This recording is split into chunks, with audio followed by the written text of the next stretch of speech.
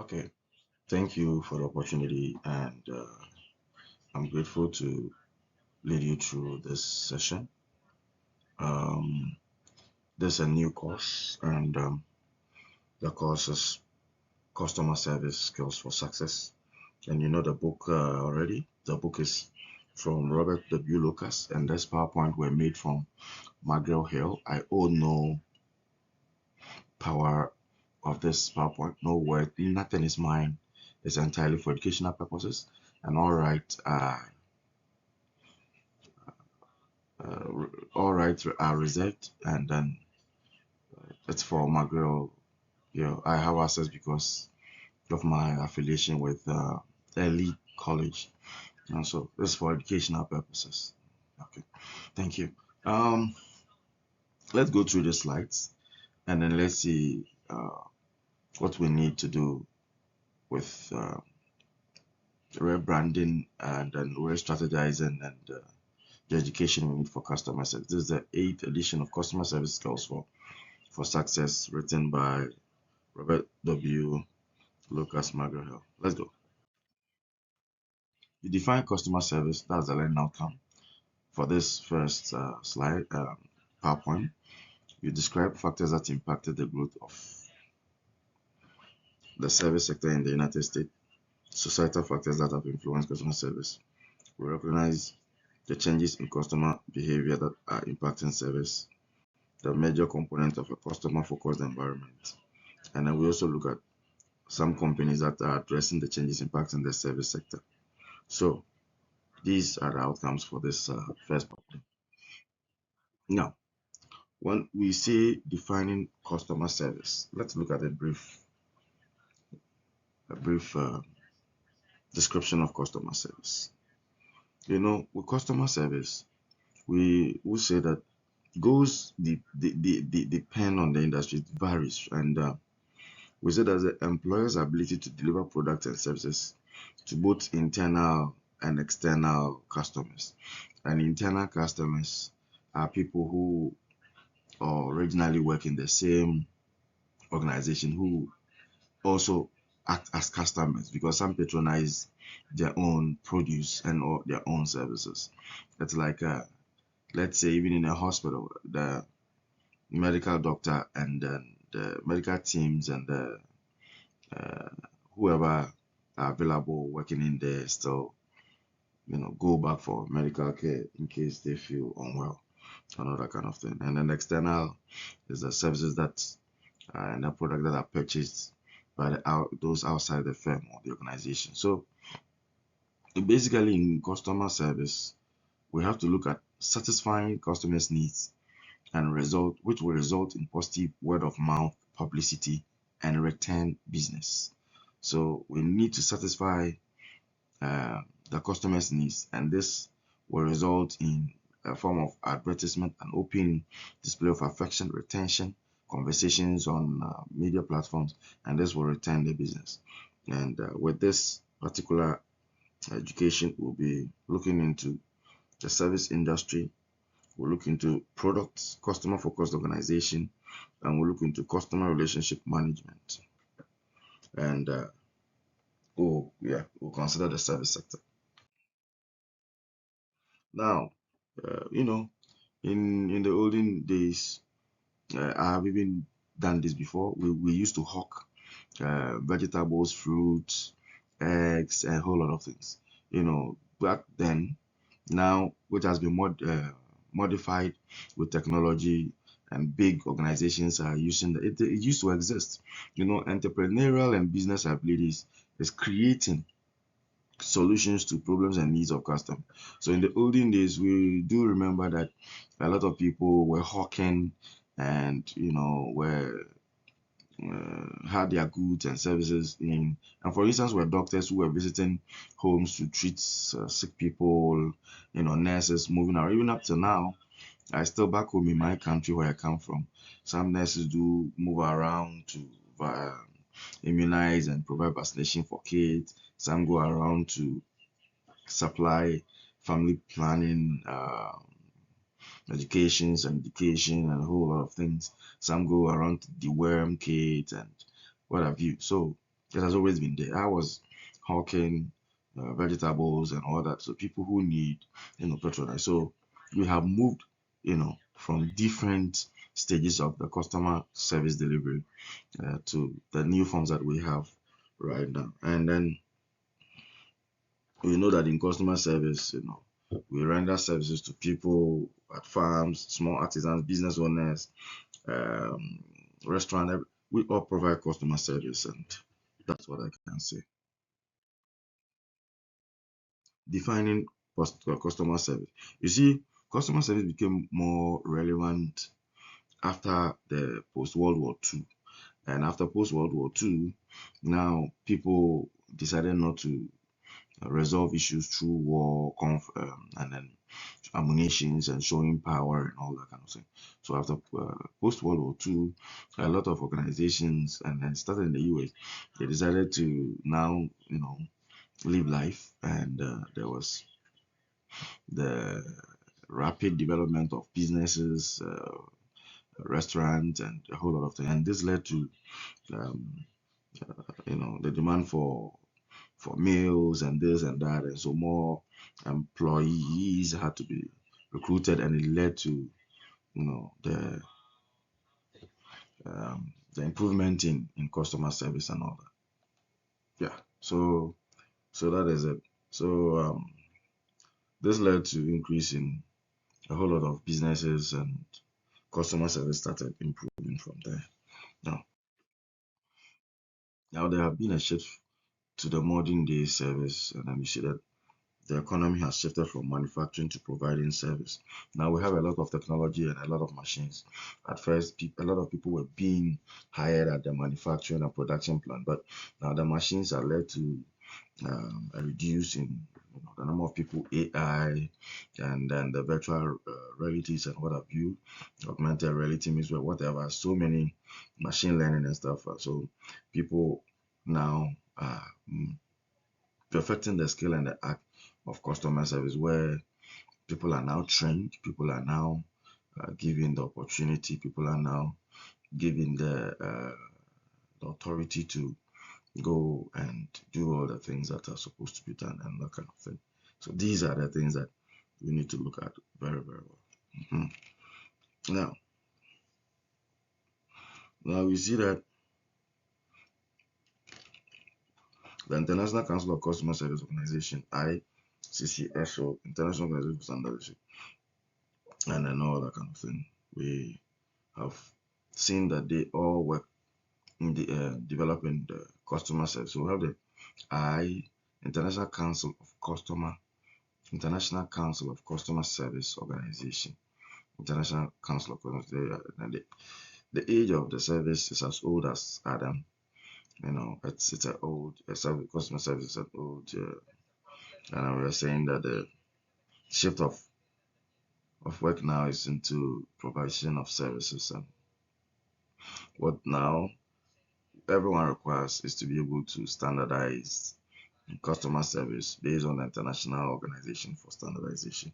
So we have a lot of people, like we provide services to each other, and as the occupation serve each occupation.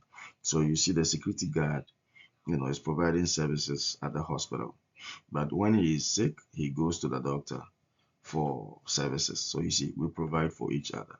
The childcare provider provides services at the daycare, at the crèche, at the kindergarten, and at the same time he's providing services to a miner.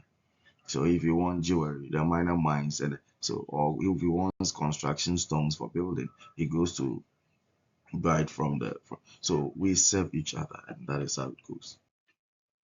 Yeah. So the US Bureau of Statistics, they are saying that um, for a decade we will see an annual growth of 0.4% in employment, and this will account for most of the job up till, but they have indicated that healthcare and social assistance sector, well, that's where we'll see a lot of increases as increased demand of population ages and chronic diseases increases.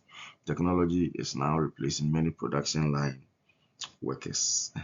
Technology related jobs expected to rapidly grow. So most of us who are technology phobia, we all have to start finding ways of adopting and going into technology.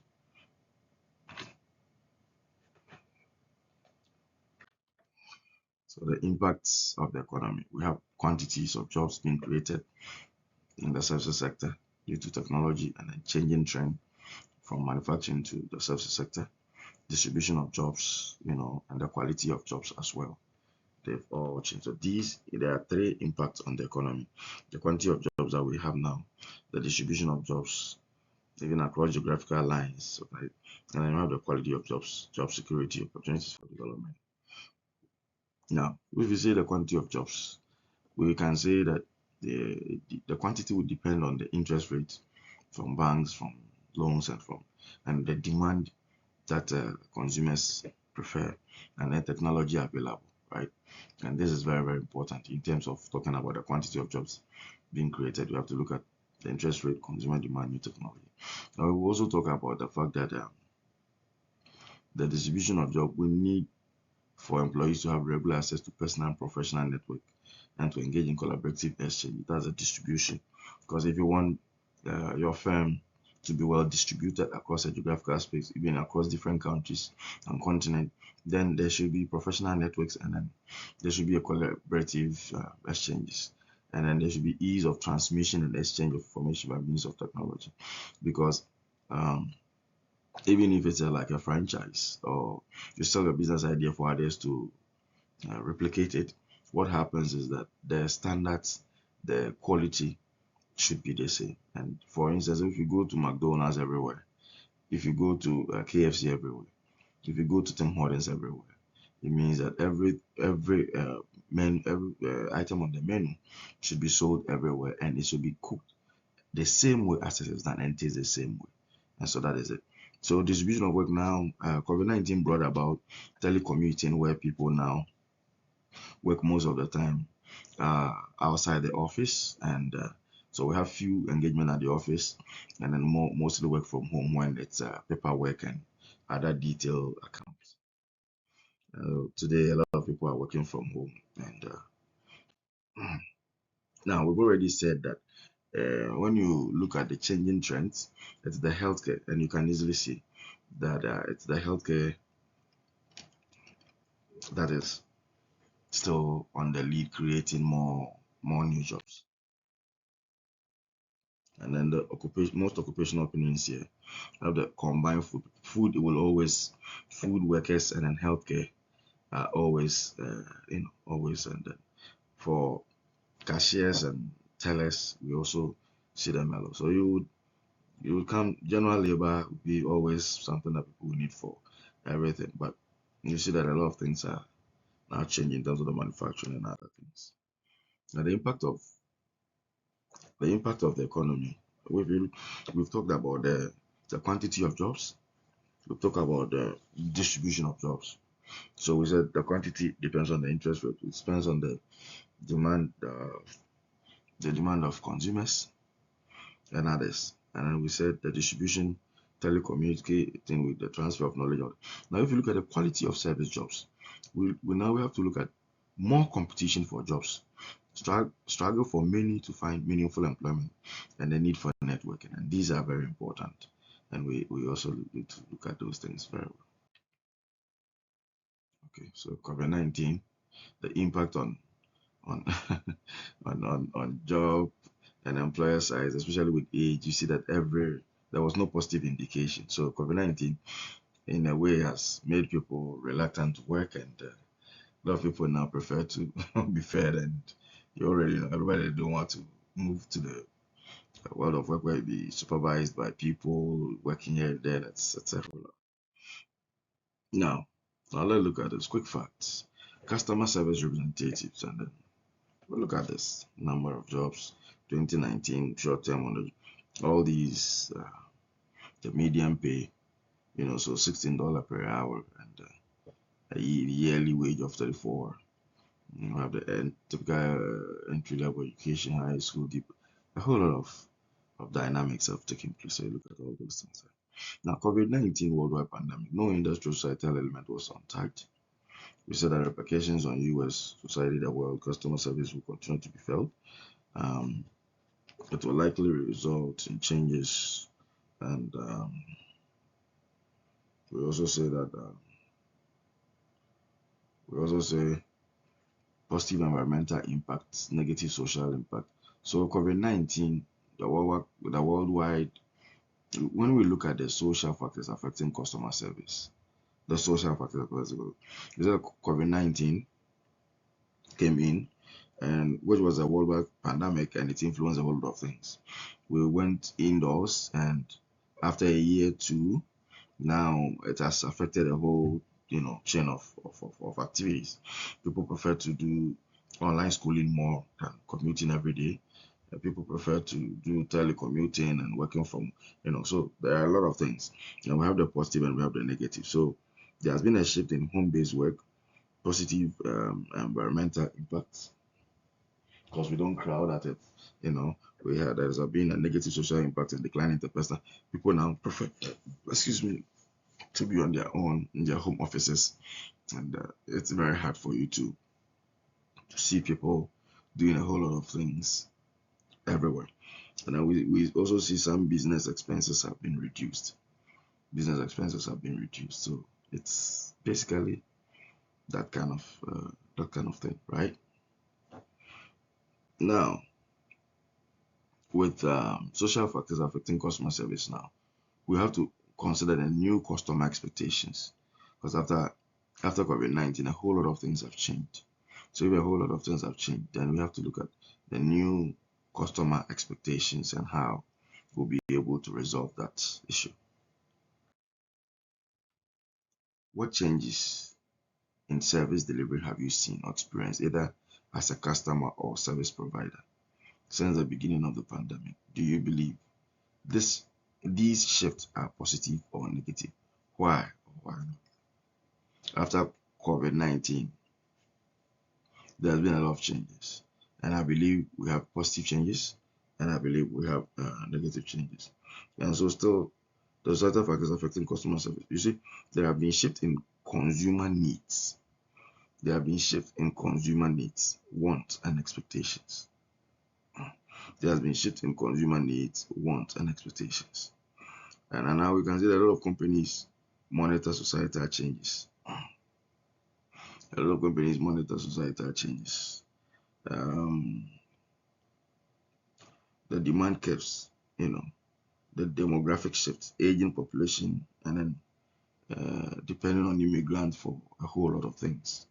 Because most of the population in the developed world are just declining, they are aging, and vet policies are not convincing people to have more kids and what have you and all that. So it's basically something that is very, very unfortunate, and this is why I don't know what at all is the issue. So these are things that we need to look at very, very well, and that is it.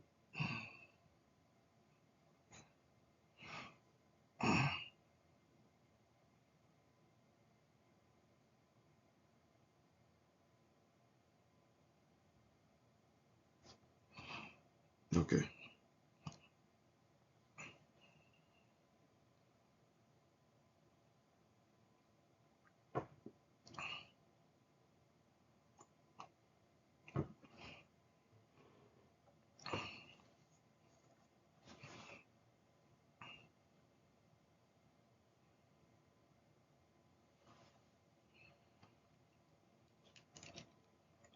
Okay, let's go on.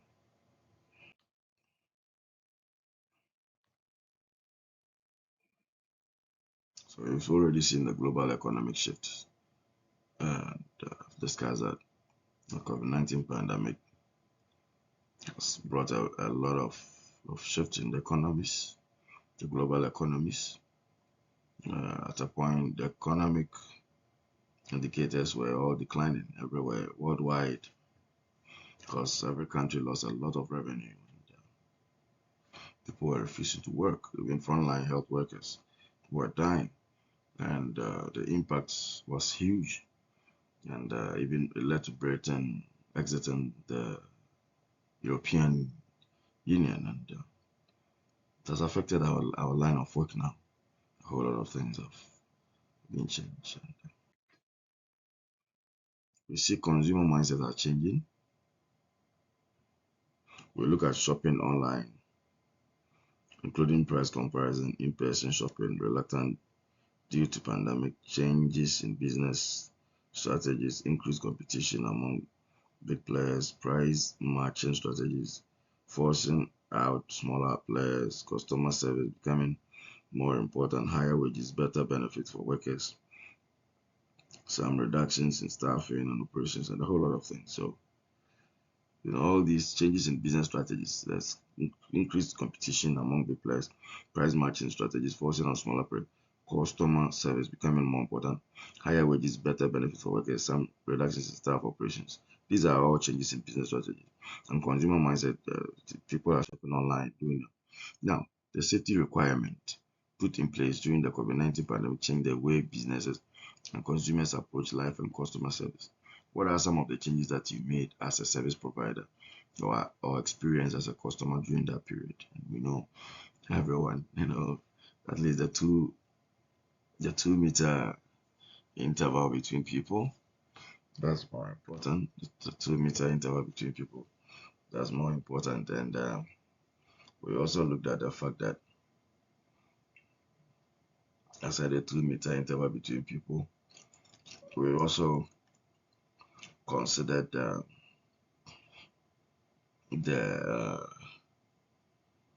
we also considered what do you call it? Putting on our nose masks, using hand sanitizers, frequent washing, and taking a lot of vitamin C's and drinking a lot of water and a whole lot of things. Yeah. Going for your shots, and people were having so many reasons for refusing not to take their needles. Have to take first, second, third shot and whatever. Anyway, shifting population and labor force.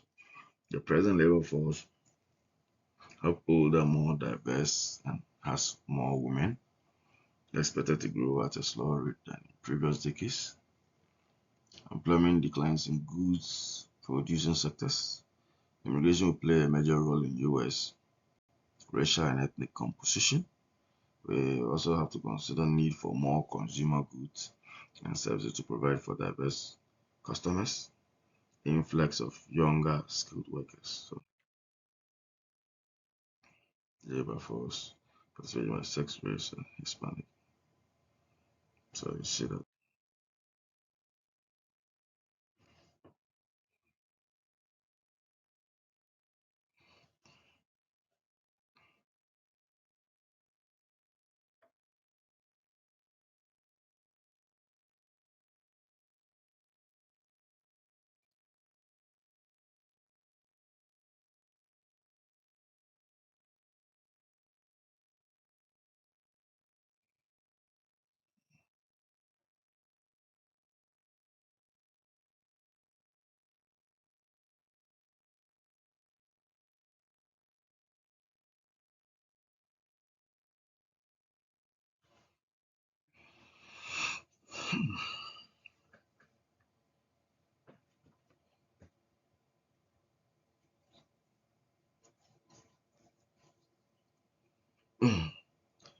Okay, still on societal factors affecting customer service, we we can look at increased efficiency in technology now.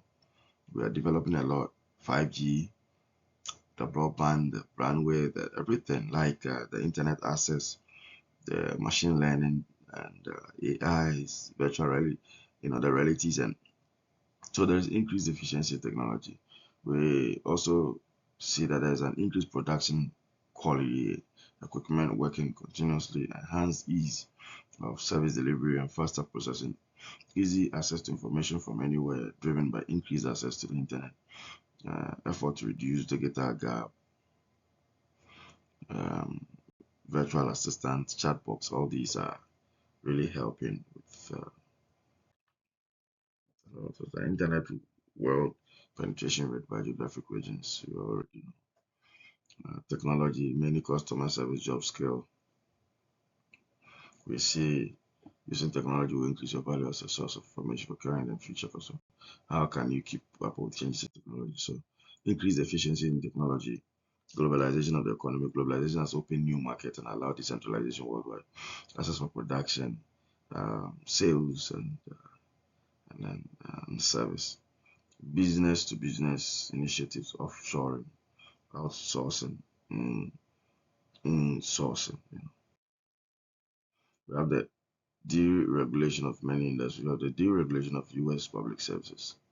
We have the deregulation of many industries. We have increased competition, breakdowns in service quality, closure or restructuring of companies, opportunities for new companies to step up and then serve customers. So a lot of restrictions and then regulations were removed. So a lot of these were removed, and then the regulation that occurred in the U.S. public, it increased competition. However, we say there are breakdowns in service quality because a lot of things are now happening. A lot of companies are popping up. We say there's closure or restructuring of companies, opportunities for new companies to set up and to better serve this. Geopolitical changes.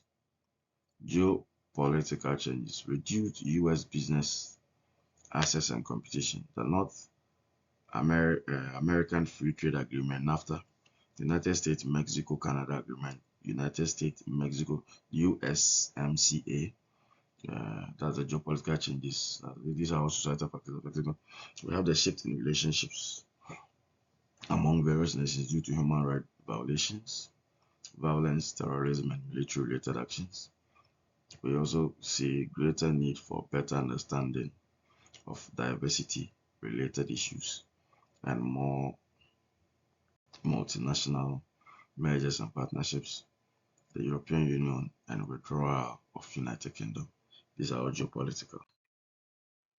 Now, there is a change in personal societal values. You see, changing personal and societal values. Now, we see that different cultures have different values, and even in markets, the food we eat, the deliveries that we do, how we package food and everything. So the environment and the culture plays a role.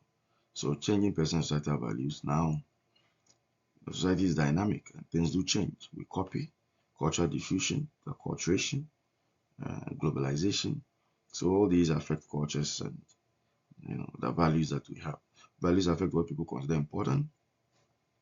Clashes can result from different perspectives, affecting companies' approach to doing business. And these are very, very important, and that's kind of thing. Yeah. We have more women entering the workforce.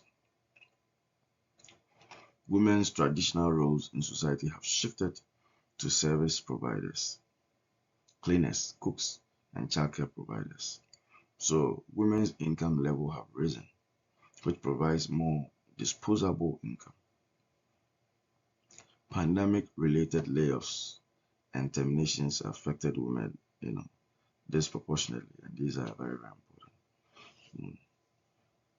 Women's traditional roles in society have shifted to service providers, cleaners, cooks, and childcare providers. We have all these. Women's income levels have risen, which provides more disposable income. We have pandemic-related layoffs and terminations affected women disproportionately. Yeah. We have a more racially and ethnically diverse population is entering the workforce. A more racially and ethnically diverse population is entering the workforce. We have new ideas, needs, and levels of knowledge, experience, and ability. We have better understanding of the needs of the group that they represent. Labor force participation rates expected to grow for people over age 65 and for working age women. We have service providing sectors will account for most job growth. So, racially and ethnically diverse population is entering the workforce. Yes, immigration, new people from different places are all coming in to do a whole lot of things. So we see new ideas, new needs, level of knowledge, experience, abilities are varied and all that. Better understanding of the needs of the group that they represent. Labor force participation rate expected to grow for people over age 65 and for working age women. We have service providing sectors who account for most job growth. Yeah.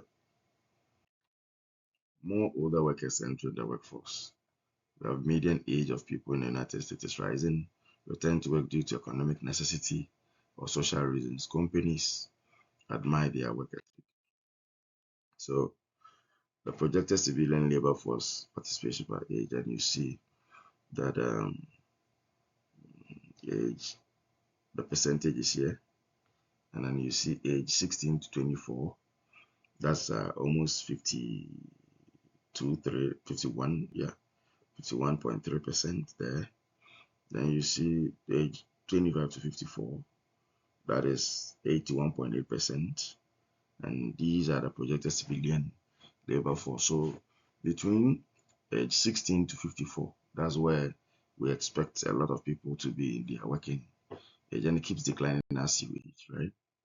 The growth of e-commerce. Consumers can serve the need for products and services without leaving their homes or offices, and this has increased after the post-COVID times. People can provide products and services worldwide without ever physically coming into contact with. So we have e-commerce, e-business. We now have a lot of digital platforms that are creating food and whatever and what have you, and all that kind of thing. Yeah. Expectation of quality service. Consumers expect value for their dollar. Combined buying power. Combined buying power has created crowd cloth and the need for better trained and educated customer service professionals. Um, Enhanced consumer awareness and preparation. Consumers today are well informed about price, quality, and value of products and services. Customer satisfaction. The component of a customer service environment. The customer, organizational culture, human resources, products and deliverables, the delivery system, and then the service. So when we look at the customer service environment, the first on the ladder of a customer service environment is the customer. Okay, I can work in an organization and I can also be a customer of the organization. However, because I work in the organization, I can travel anywhere and purchase any of the produce from my own organization. But if service is provided to me, I am a customer. And how do I receive the services as a customer? It's the quality or what it is. So we have the customer is always on the apex. The customer is on the apex of the customer service environment. We also consider organizational culture, human resources, products or deliverables, delivery system, and then the service. So the customer service environment is made up of the customer, the organizational culture, human resources, products, deliverables, delivery system, and then the service. Now, the customer, who is a central component in the customer focused environment, we can look at them in terms of the external customers, the current or potential customers or client, and the internal, the cafeteria workers, the human resource staff, information technology staff, the print shop employees, security personnel, and whatever. Now, so this is the diagram where we have the customer, and we say that the component of a customer focused environment is the organizational culture. We see the organizational culture. We also talk about the fact that there should be human resources, there should be products and services, delivery systems, and quality service. Now, organizational culture, what the customer experiences, okay? What the customer experiences is the organizational culture. Mm. We also look at the values and the beliefs that are important to the organization, its employees, and its managers. Okay, and that is it. The human resources. We look at companies go to great lengths to recruit, select, train, and retain qualified people. Although all employees provide customer service, certain employees are trained in the customer service function. Attracting and keeping qualified employees can be a challenge. So the human resource is about the recruiting, selection, training, retaining, and then it's also about providing customer service, and training some people for customer service function, and attracting and keeping qualified employees has always been. So you attract, you train, and to keep them when they are qualified. Pull factors can pull and pull and push factors can always make them. But when we look at the customer, we say that the competence of a customer service professional, you have to be adaptable, detail-oriented, good business acumen, compassionate, collaborative, computer software skills, good communicator, lifelong learner, creative thinker, diversity, uh,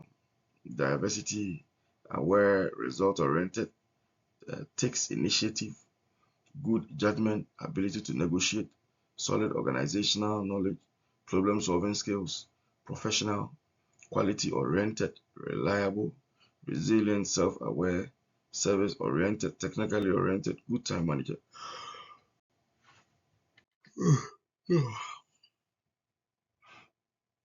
Anyways, products and services. Tangible item manufactured or distributed by the company. The quality, the quantity, and service effectiveness affect customer satisfaction.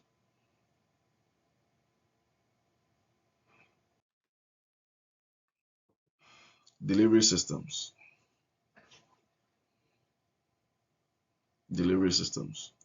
So, the industry standards, delivery systems, the industry standards, customer expectations, capabilities, costs, current and projected requirements, quality service, the manner in which a company treats its customers is very important. So customer service environment, the delivery systems, the industry standards, the customer expectations, capabilities, cost, current, projected requirement. Okay.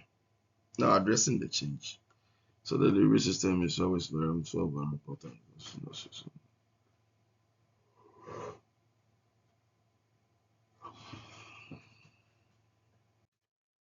Excuse me. The customer-based organization. We say that customer-based organizations, every organization now needs to be a customer-based organization. Every organization is supposed to be customer-centered. The customers should be at the heart of every organization because they would ensure that the organization stands. They would purchase, they would do all those things that the organization need to grow. So we say that every customer-based organization must become learning organizations, can no longer take a reactive approach to customer service. Employees must take personal responsibility for customer care. Employees should be empowered to do what is necessary to satisfy the customer. And we should look at the service recovery as well.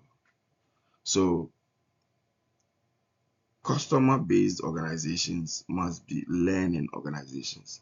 And learning means that you should always listen to the customer and then improve. Can no longer take a reactive approach to customer service. No, you should not take any reactive approach. You should rather be listening and learning. Pay attention to detail, the feedback. You should rather be active in listening and solving customer problem than reactive. No, we use the brains and we use the standards. Okay, and then we must take personal responsibility for customer care. Don't shift blames. Employees should be empowered to do what is necessary to satisfy the customer. Customer satisfaction is at the apex and is very important in addressing all these changes. Any question? Any suggestion? Any discussion up to this point? Ladies and gentlemen, thank you so much for listening and going through this slides with me. It's from Margaret Hill, because learning changes everything. Enjoy.